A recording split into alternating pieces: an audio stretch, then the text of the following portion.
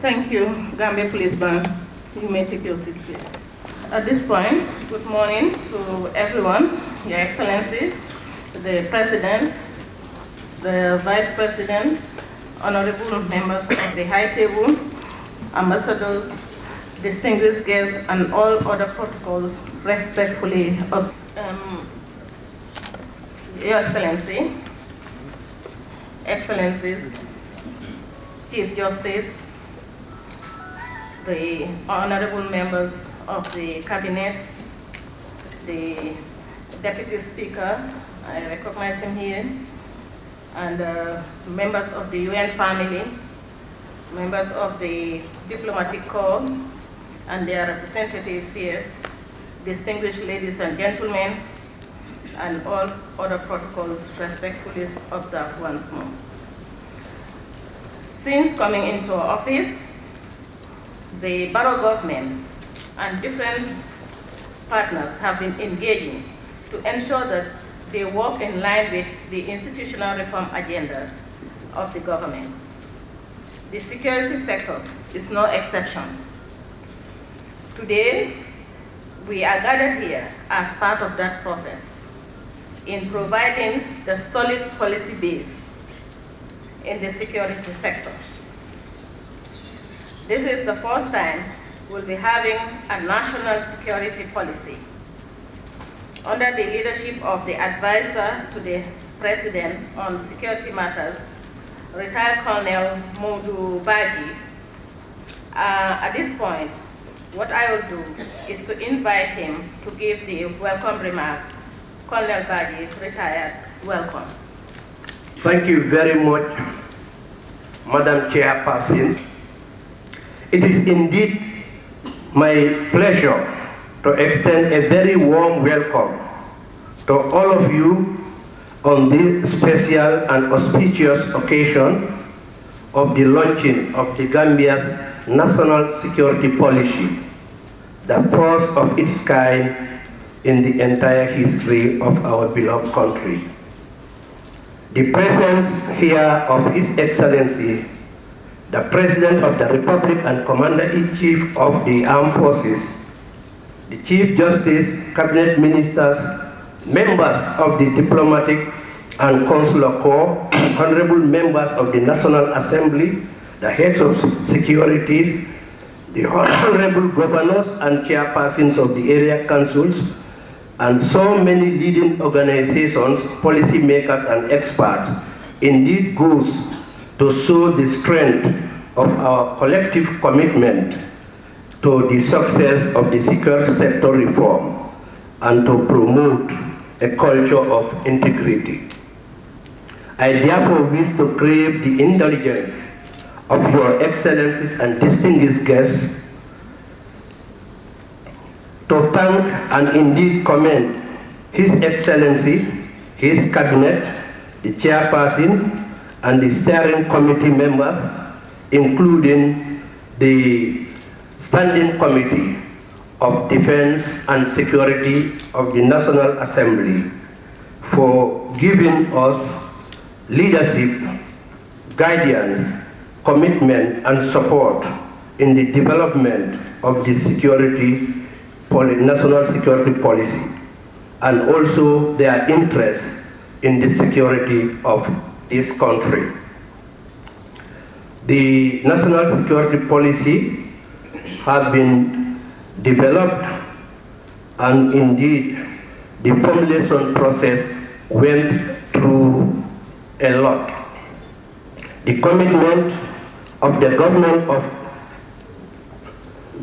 to the national security is indeed manifested in so many ways, chief of which is the establishment of the Office of the National Security, which is mandated to carry out the crucial and critical responsibility of providing executive support for the functions of the National Security Council and the coordination of the activities of the security sector, among others.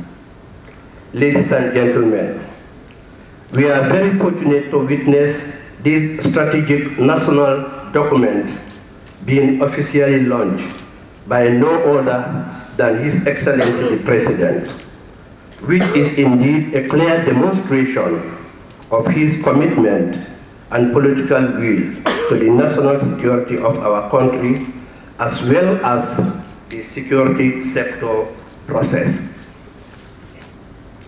The national security policy we are about to launch today is a direct product of the coordination efforts of the Office of the President and by extension the Office of the National Security. However, this achievement would not have been possible without the support, the input, contributions and collaborations of our various partners and stakeholders and all the members of the country's security sector. The national security policy entails the national security concept of the Gambia. It is a document that outlines our national values and interests. It also defines the vision of the safe development of the country. Furthermore, it determines the current and the future threats, the risks, the opportunities, and the challenges that we face as a country, and identifies the basic area of our national security, including the instrument of national power. Other thematic areas that are highlighted and that you will find in the national security policy are one of the most important issues of today, the cross-cutting issues such as gender and the gender, youth, and the most unprivileged people. It also highlights issues regarding good governance, management, and oversight of security institutions. As we are launching the national security policy, the drafting of the national security strategy is ongoing to ensure the implementation and also assist in achieving the set goals and objectives of this said policy document. The national security strategy will have a time-defined action plan that would outline the time, the means, and the agencies that would be responsible for the performance of particular tasks. Ladies and gentlemen, the security sector process SSR stresses the need for a comprehensive, holistic, and integrated approach with a paradigm shift on the concept of security, not focusing on the narrow state, but to expanding the focus to include people's perspective. So this national security policy we are about to launch brings together human-centric elements of security such as human rights, freedom, and national development.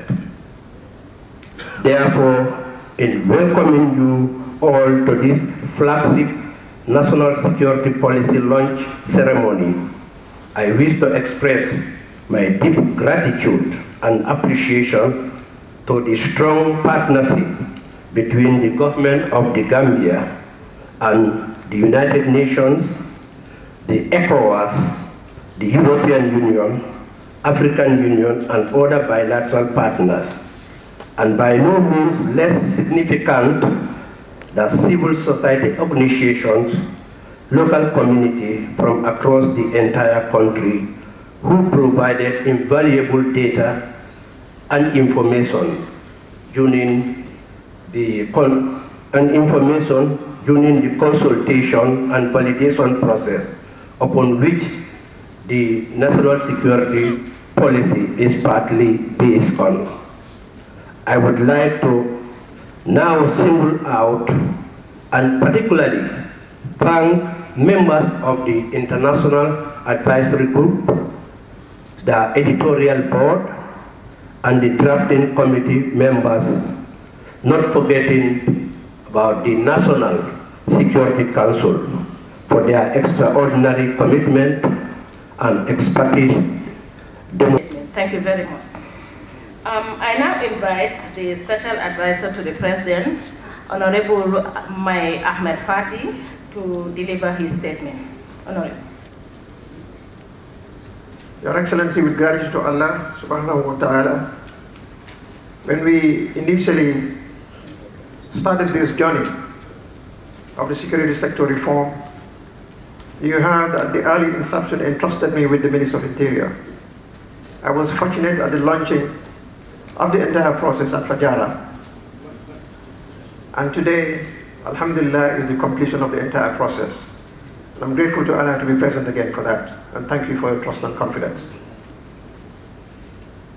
I want to take this opportunity to profoundly thank ab initio the Office of the National Security Advisor, with whom I have been working closely on this policy, and the National Security Council Technical Committee, which I had the honor to chair, with select members from various services. At the beginning of this year, Your Excellency the President had mandated me to spend a little bit more than half of my time working with the Office of National Security to accelerate this process. And I want to thank members of the International Advisory Group for their invaluable support and guidance. Particularly on behalf of the Technical Committee, I'd like to congratulate one of our best resource consultants, retired Brigadier General Kelly Conte, and his new appointment as the NSA of Sierra Leone, and to wish him well. Your Excellency, at the beginning of this process, General Kelly has been with us, and it was a very difficult, complex period in our history. To the UN family, United Nations, thank you for being with us all through this journey from day one. And in this respect, I'd like to thank the previous UN resident representative here, who I believe is now in Malawi,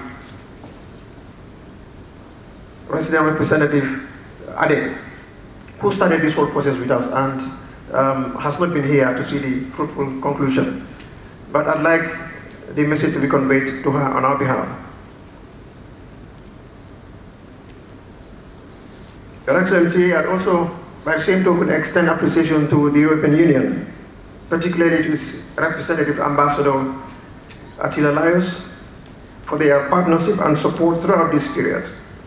The EU is the first international partner to jump immediately to our aid with a very heavy purse, and to demonstrate confidence and invest in a new uncertain project called New Gambia. And much of this is owed to the personality of the Ambassador himself, Ambassador Attila. Under the circumstances, I'd like you to join me to make a pause for you.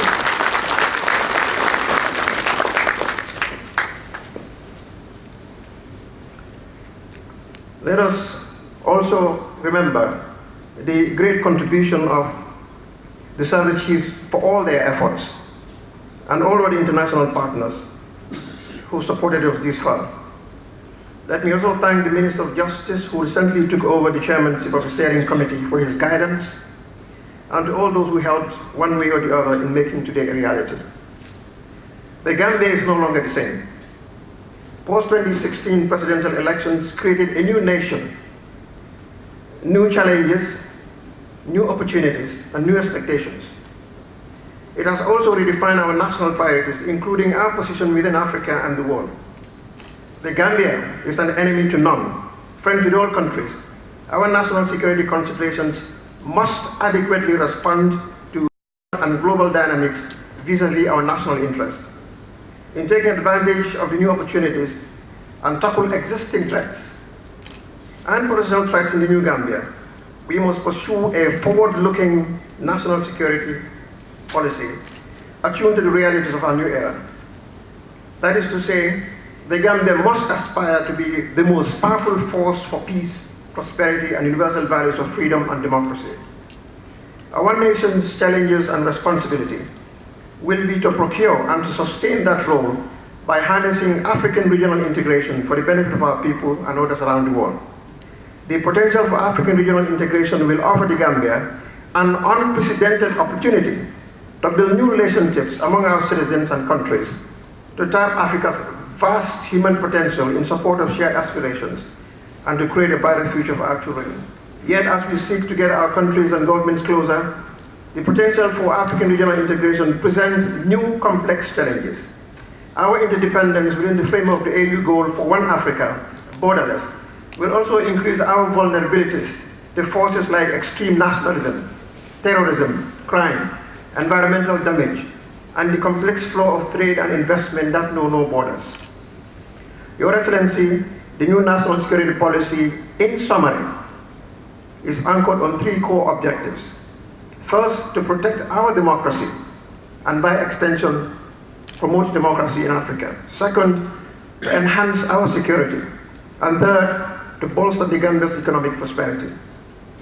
Your Excellency, distinguished ladies and gentlemen, with these three core objectives, the Gambia's strategic approach will be to work within global alliances to promote internal security, because we cannot be secure at home if countries in our region are insecure. Similarly, we cannot be effective in strengthening regional security if we are not strong internally.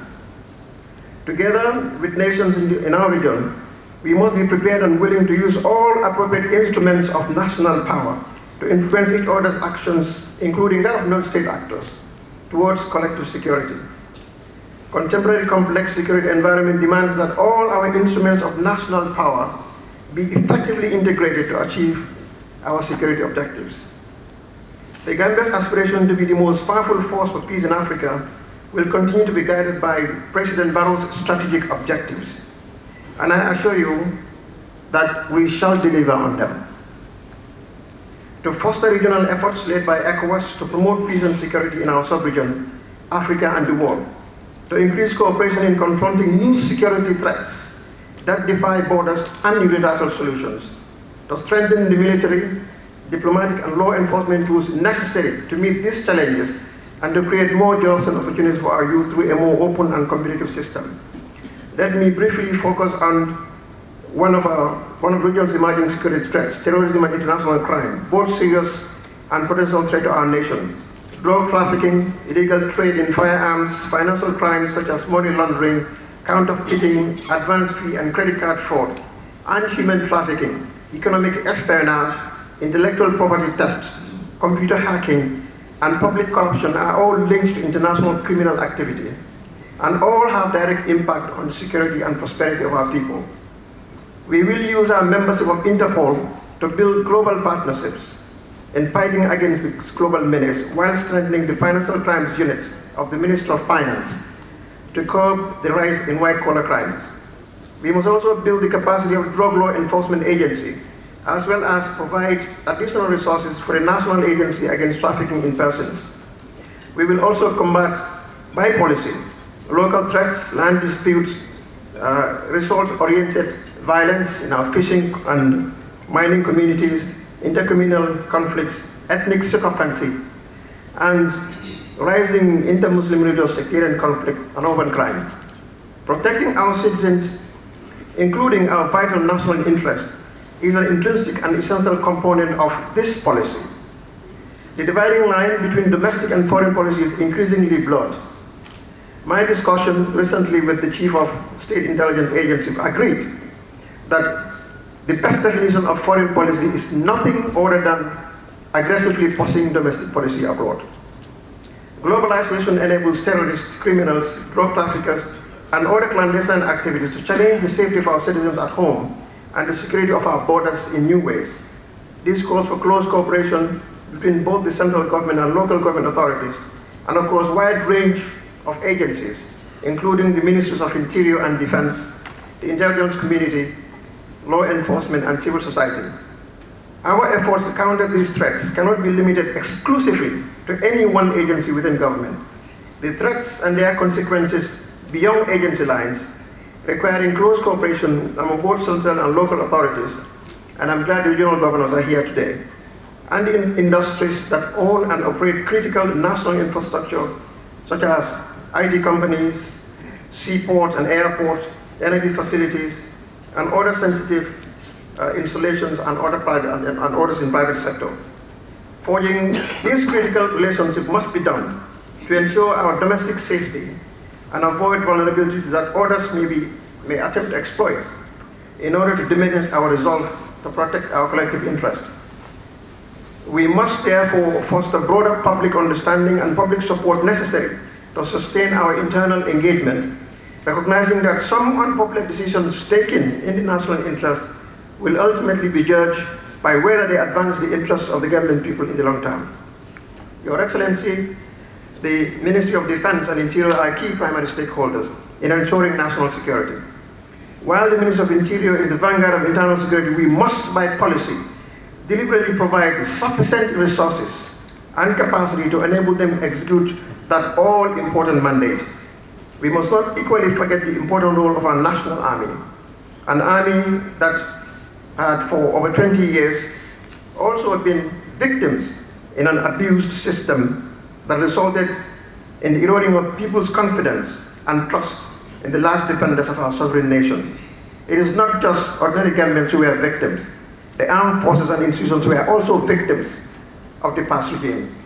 The Gambia is now a democracy, and this democracy would be incomplete if the relationship between its people and the army remains unsatisfactory. We already have a very dynamic and professional military high command overseeing our army, and I believe this national security policy document, which envisages full control, civilian control over the military, could not have come at a better time for the Gambian Armed Forces to go under full civilian day-to-day control, administration, and supervision. The implementation of the new national security policy will, for the first time in the history of the Gambia, create the greatest opportunity to bridge the divide between our national army and the communities they serve. Thus, national security policy, with the checks and balances, has made provisions for the civilian control of our armed and security forces. Your Excellency, the ongoing reforms in the Gambian Armed Forces, including right-sizing, is laudable. However, I believe this national security policy has recognized the fact that such reforms cannot be the responsibility of the Army alone in the absence of effective daily supervision and control of civilian political leadership and oversight. This national security policy is very unique and must be commended as an instrument for the democratic control and accountability of our armed forces.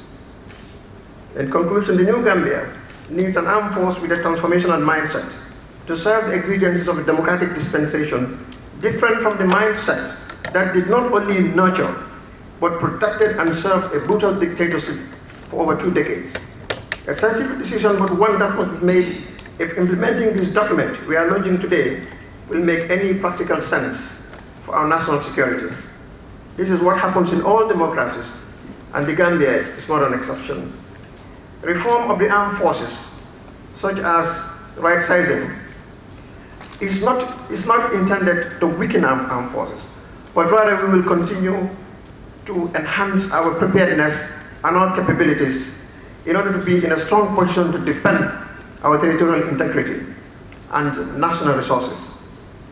Your Excellency, I am proud to report to you the successful completion of yet another executive assignment.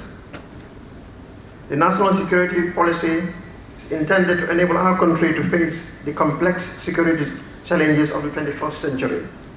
I want to thank Your Excellency for your strong commitment and political will that you had demonstrated throughout, and for strong support you have given to me, the technical committee that worked on finalizing the document, and all those who supported us in the process. Once again, I'd like to congratulate the government of the Gambia, Your Excellency, and the citizens of the Republic of the Gambia. Thank you for the confidence reposed in me, along with the team that worked on this document. God bless you. Said that, at this point, Your Excellency, distinguished guests, the UN, European Union, AU, and ECOWAS, and our bilateral partners continue to be by the side of the Gambia while it sails through its transition program. Her Excellency, the resident coordinator of the UN in the Gambia, will give her statement on this occasion. Your Excellency, Serafina Wakana, please welcome to the podium. Thank you. Give her a round. Representing the development partners community in the Gambia and the UN, to witness in the launch of the first national security policy for the Gambia. I would like to start by recognizing the presence of Your Excellency, the President of the Republic of the Gambia, which is a clear testimony of the political will and commitment to accelerate this security sector reform. Your Excellency, distinguished ladies and gentlemen, this is a very important milestone in the security sector reform process that started in 2017 as part of the institutional reforms initiated by the government. It is the result of hard work underpinned by the desire of the Gambian Authority to reform and transform the security services after years of difficult experiences.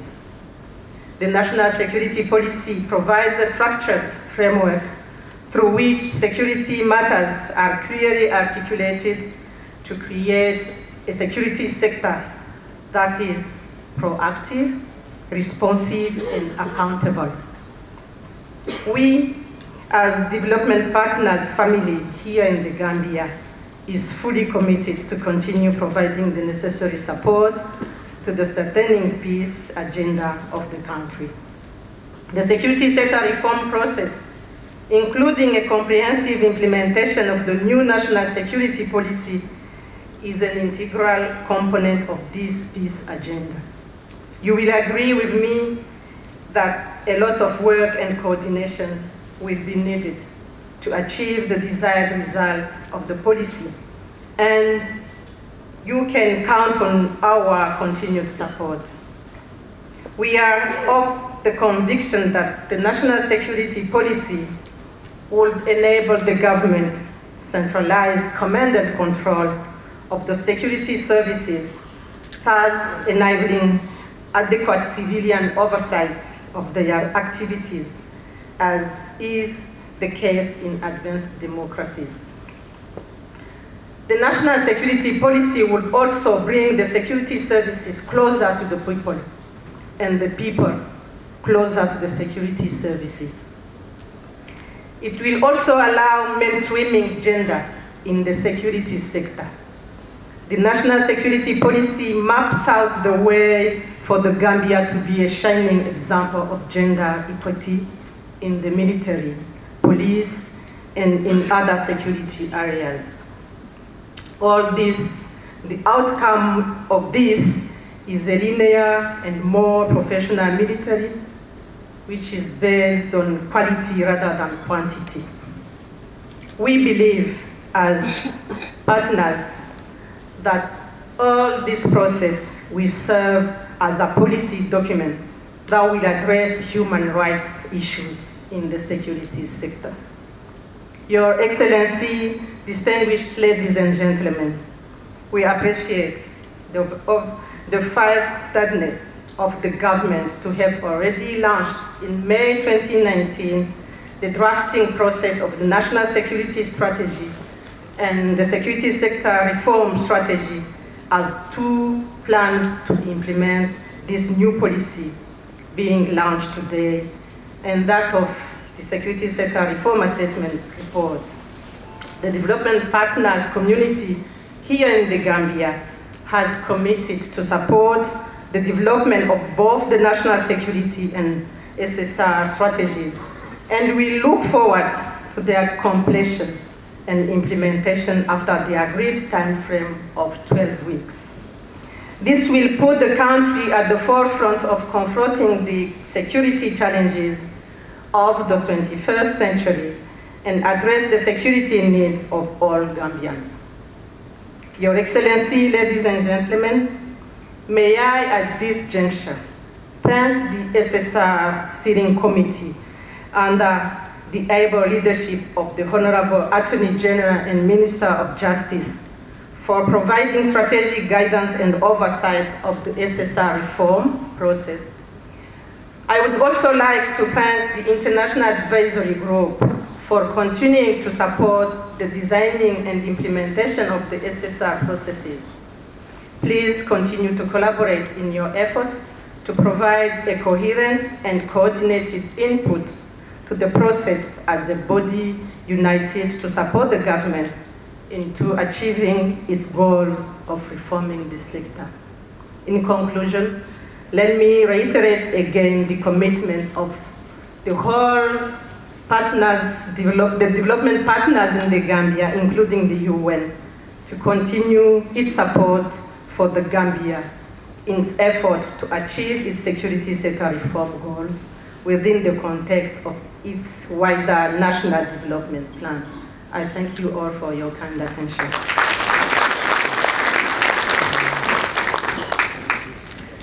Thank you very much, Your Excellency. Distinguished guests, there are key words that I have picked: proactive, accountable, and a professional security sector. I think this is very important if we are to move forward. The expectations of Gambians and partners alike include energizing our people to engage in providing effective and efficient services in our institutions. Honorable Minister and Attorney General Abubakar Tambadou is the chairperson of the Security Sector Reform Steering Committee. I now invite him to give us an overview of the NSP, that is the National Security Policy. Honorable Minister, welcome. In my capacity as chair of the Security Sector Reform Steering Committee, I am honored to welcome all of you to this historic event. The launching today of the National Security Policy for the Gambia, the first of its kind in our country, is a clear demonstration of the commitment of this government under the leadership of His Excellency the President to an ambitious reform agenda that seeks to align our governance architecture with modern democratic state practice.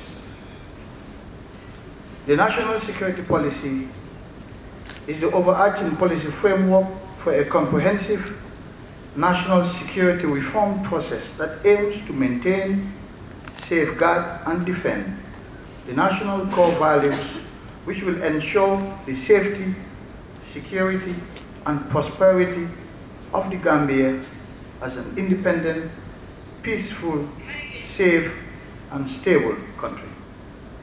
It is the foundation of all other security policies, strategies, and plans from which all the national security services shall derive their doctrines.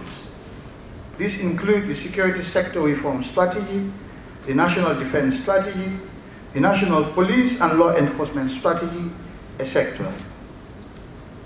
But the previous speakers, particularly the Special Advisor to His Excellency the President, and the National Security Advisor have both provided some overview of this policy, and I need not repeat their statements. But the launching of this policy today also provides us with an opportunity to reflect on the past and for teasing out lessons for the future. Indeed, the 1st of December 2016 created a unique window of opportunity that must be seized to transform our country into a modern democratic state. Too many things, sometimes good, sometimes bad, have occurred in our country over the past 2 decades, and the Gambia Armed Forces, for one reason or another, has found itself at the center of those events. But let me make this clear. The Gambia Armed Forces are our armed forces. They are the people's armed forces. They are not enemies of the people. Yes, there have been failings in the past when some of them did not live up to expectations, and we cannot deny this obvious fact. Naturally, this has created mistrust between our armed forces and the people that it seeks to protect and serve. Indeed, this has been publicly acknowledged on several occasions. But the reality is that every society, every community, every organization, professional or otherwise, has bad elements. And so this is not unique to our armed forces. The fact remains that an absolute majority of the members of our armed forces are hardworking, honest, and dedicated professional men and women who, on a daily basis, put their lives at risk so that the rest of us and our families can live in a peaceful, safe, and secure environment. It is because of them that we can go to sleep at night with our families, not having to worry about our safety or the safety of our loved ones. And we must show gratitude to them for this. They deserve our respect. Moreover, and notwithstanding what one may think about the desirability or justifications, our armed forces have had over the past 2 decades the most attempts at trying to remove former President Jammeh from power. Many of them died as a result, while others were jailed, maimed, or went into exile. At face value, it illustrates their collective disapproval of former President Jammeh's methods. Absolutely. We must therefore continue to build upon the modest successes of this renewed civil-military relationship since the change of government in order to inspire confidence and trust by the people. The Gambia Armed Forces must be willing, therefore, to do what is necessary to shed its past image as an instrument of oppression. Respect, after all, is earned and not demanded. So you, the men and women in uniform, you must regard yourselves as the guardians of our newfound democracy and freedom. And this responsibility and expectation has only increased in the new Gambia. Your time, your services, your skills, and your professionalism are needed now more than ever before. And you will continue to fly our national flag with the honor, pride, and dignity expected of true patriots. Therefore, we want the Gambia Armed Forces for all Gambians, and not just some. We must learn from the mistakes of the past and remove all vestiges of factionalism, regionalism, or other forms of patronage. This is a Gambia for all, and not just for a few. It must not matter whether you are a Mandinka, Fula, Wolof, Jola, or Sarawude. Finally, Excellency, distinguished guests, allow me to dispel some misconceptions about the security sector reform process. This exercise is not all about reducing the size or number of our security personnel. This is perhaps at the bottom of our priority list, and when it occurs, we want to assure everyone that it will be done with the requisite care, fairness, sensitivity, and professionalism, and that no one will be targeted on account of their ethnicity, tribe, religion, or region. Our fixation is not on the size, but on the quality.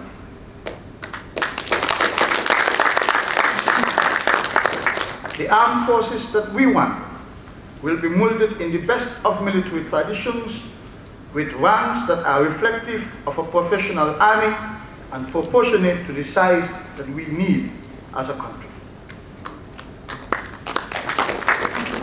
So we must get this reform process right, and very quickly as well. Because if we do not succeed in our security sector reform process, we risk undermining everything else that we have built and are still building over the past 3 years. Most, if not all, will not count for much if we do not succeed in this endeavor. The security sector reform process is therefore perhaps the most important of all reform processes in the country. And we must, as a government, devote the resources, both material and human, necessary to achieve our objectives. It holds the key not only to peace, but to sustainable peace in our country.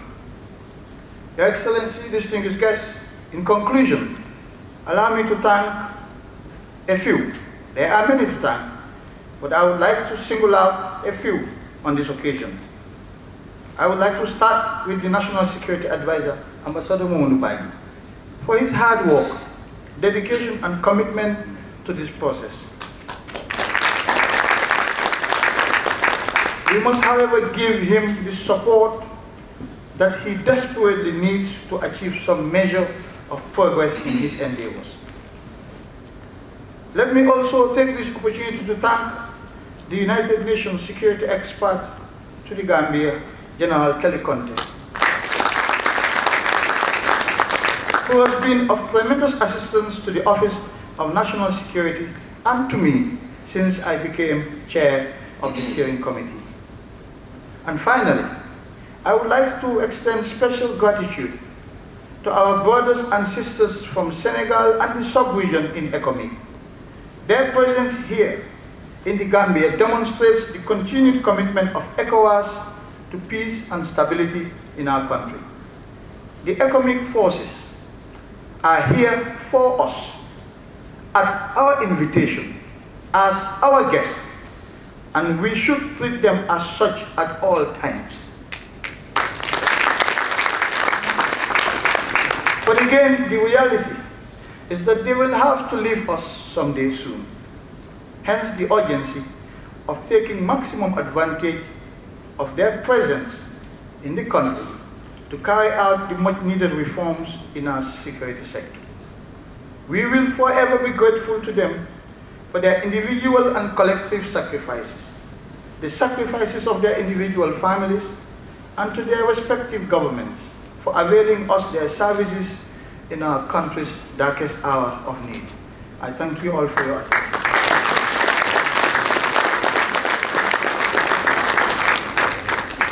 Thank you very much.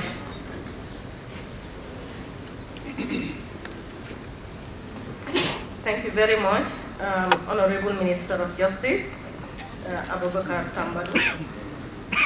Before we move on, we've got some sad news though, in respect to the first economic commander in Gambia, Colonel Diouf, who lost his wife, and we will appeal.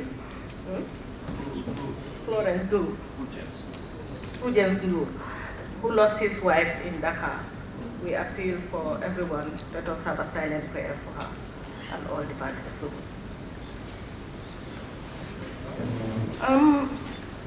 When we talk about change in the country and the security sector in particular, we're always talking about how we can move forward. What are the best practices? Your Excellency, distinguished guests, it is best practice to have clear policy guidelines for a successful implementation of any development agenda. Equally important is to have the required human resource base that is committed and is ready to dedicate its knowledge and skills to advance the development of our country. Commitment to the state is a sure way of sustaining our policies. Next, in today's agenda is a recognition of individuals who have worked so hard that resulted for us being here today. On that note, I would call out, in recognition of their national service in contributing to the development of the first ever national security policy of the Gambia.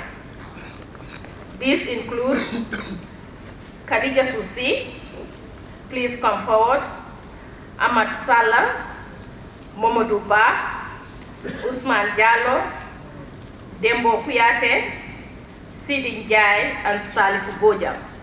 These are the ones who are present, but we have others who are absent. They are Lamin Jamme, Abdul Mane, Lamin Kota, and Mustafa Ndong. Please give them a round of applause as we welcome.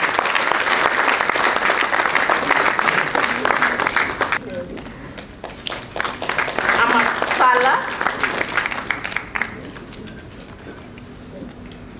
Congratulations. Usman Jallo is the next. At this point, we have a presentation of the certificates to a group of people who have been recognized for their contribution in not only mentoring, but guiding the process for the development of the first ever national security policy of the Gambia. At this point, may I call on His Excellency, President Adama Barrow, to come and present the certificate. They are Kelly Conte. Kelly Conte. Please, round of applause for them.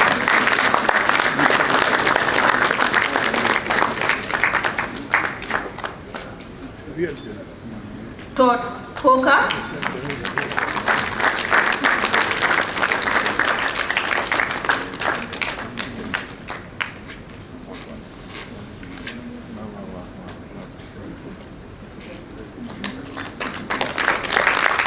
Tijani Golau.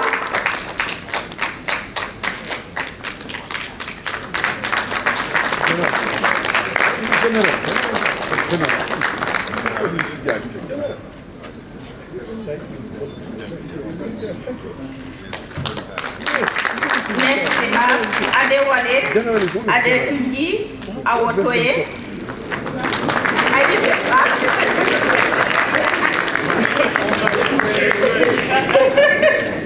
Thank you.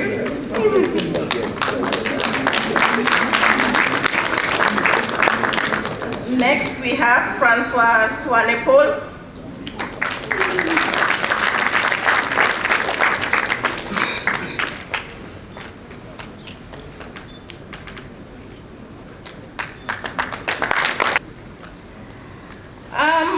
When we talk about developing policies, we must have a vision.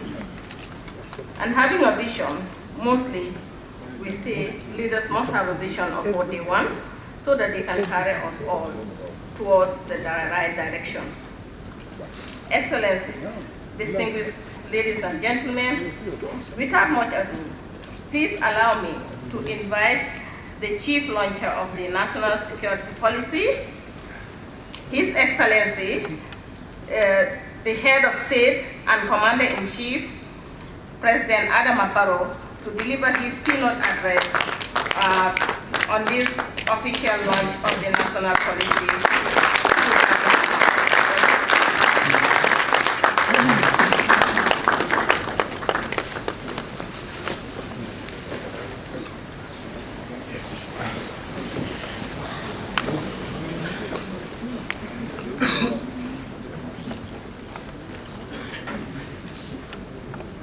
Your Excellency, the Vice President, Honorable Deputy Speaker of the National Assembly, my Lord, the Chief Justice, Attorney General, Minister of Justice and Chairman of the Security Sector Reform Steering Committee, Honorable Ministers, Excellencies, Ambassadors, and members of the diplomatic community, the Chief of Defense Staff, and heads of security institutions, distinguished ladies and gentlemen. It is my pleasure to be here with you today to launch the country's first ever national security policy, NSP. This is a historic and an important event, as it demonstrates my government's commitment to the transformation of our security sector and prepares us to take a more positive, appropriate, and decisive step towards securing our territory, our people, our welfare, and everything that belongs to us.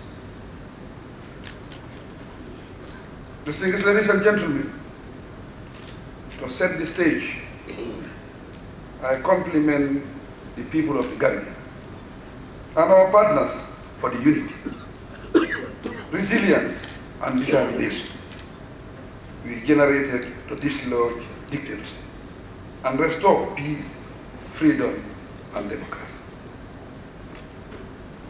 The national security policy that will be launched today, together with other relevant legal frameworks, seeks to protect and strengthen these gates.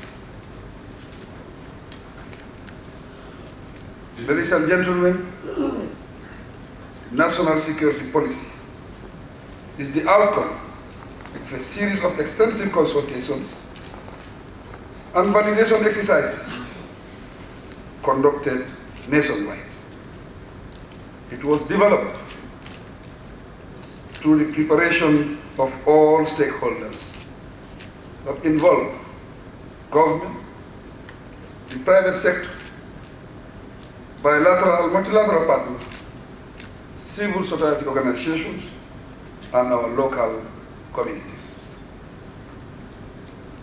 The product of these consultations laid the foundation for the formulation of these important documents, as it revealed various forms of security threats, risks, and opportunities associated with the security sector and the country at large.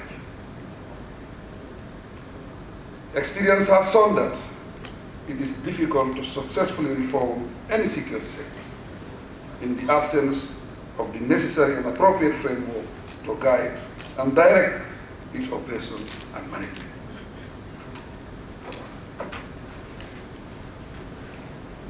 Thus, the need for a policy and a strategic framework is most urgent and critical.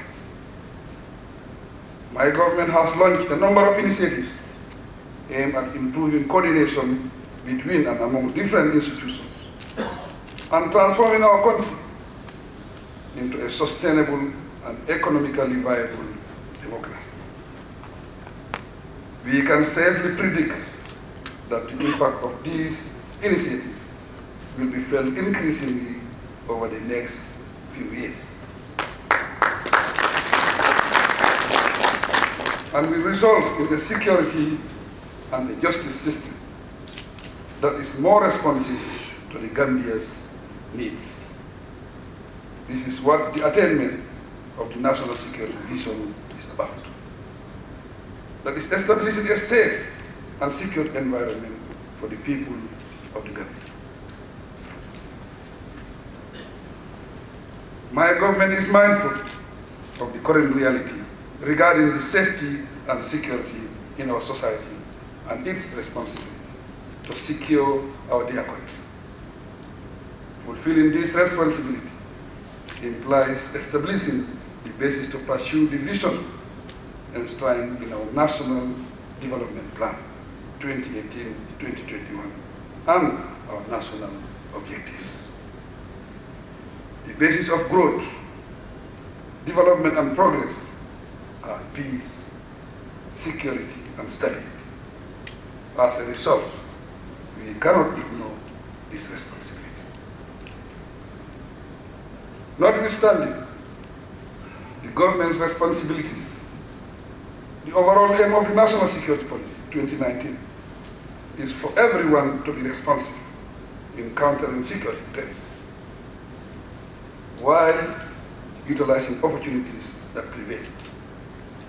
The NSP sets out the directions government will take to safeguard our people and natural resources.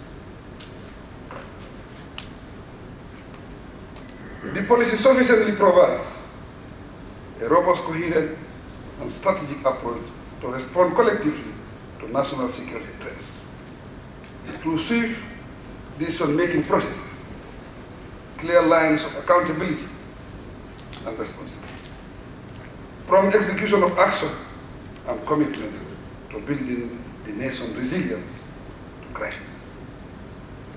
Ladies and gentlemen, it is important to note that this policy is not intended to duplicate nor to overlap with other existing sector plans, policies and strategies on national security. Rather, it is to strengthen effective coordination of their implementation.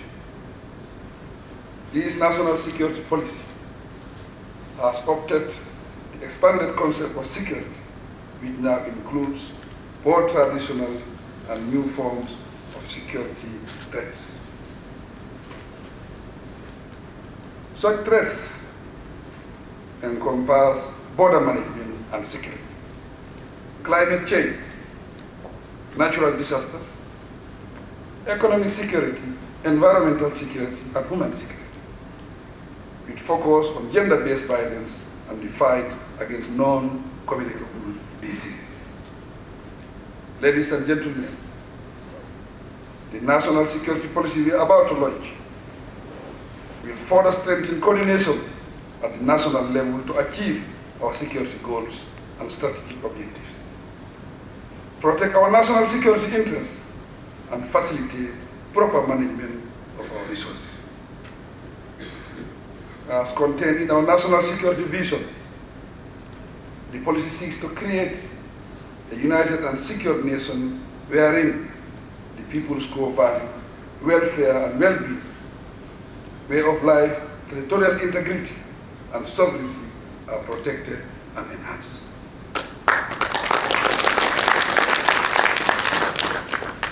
The government of the Gambia will strengthen the pillars that hold the security of the nation and ensure that security becomes a top priority. Considering the important link between development and security, perhaps at this juncture, we should remind ourselves of the common saying: the policy should be as good as its implementation. Guided by this, I have directed that an implementation strategy be wisely crafted and without delay set in motion plans to implement it.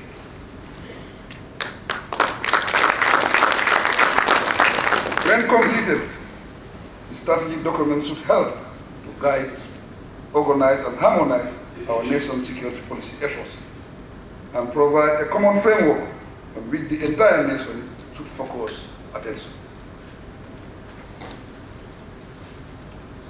The national security strategy shall further assist in maintaining the stability of the nation through appropriate and sound use of our economic power, diplomacy, security, and governance structures.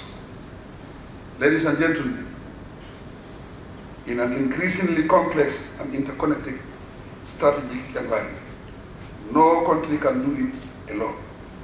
Therefore, we can only succeed by working smart and working together. As such, we will continue to work closely and effectively with our development partners in the sub-region, the region, and international community. We will welcome the assistance of all partners in every way possible, especially through capacity building interventions, resources, and timely sharing of experiences and expertise. In this spirit, I acknowledge with sincere appreciation the support and the assistance of our development and reform partners, such as the UN, the EU, ECOWAS, AID, and our diplomatic and bilateral partners.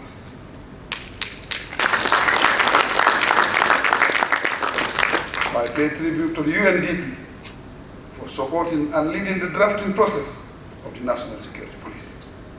I also wish to communicate our heartfelt gratitude to all those who have contributed to the preparation of this national policy document. Let me emphasize that strong and effective coordination is central to our collective success as building and maintaining mutual trust, close collaboration, and strong partnerships. To conclude, I am proud to present to you our first ever national security policy agenda to trigger the Gambia's security leap forward.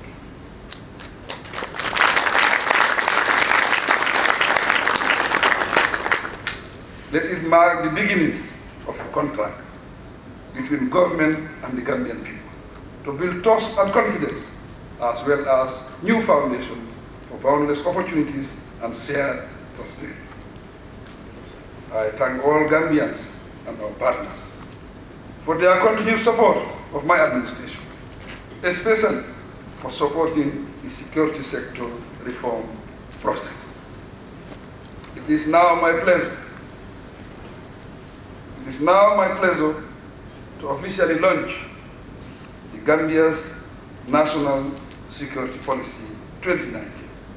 May Allah continue to guide us, protect us, and abundantly shower His divine blessing and grace on us. I thank you for your kind attention.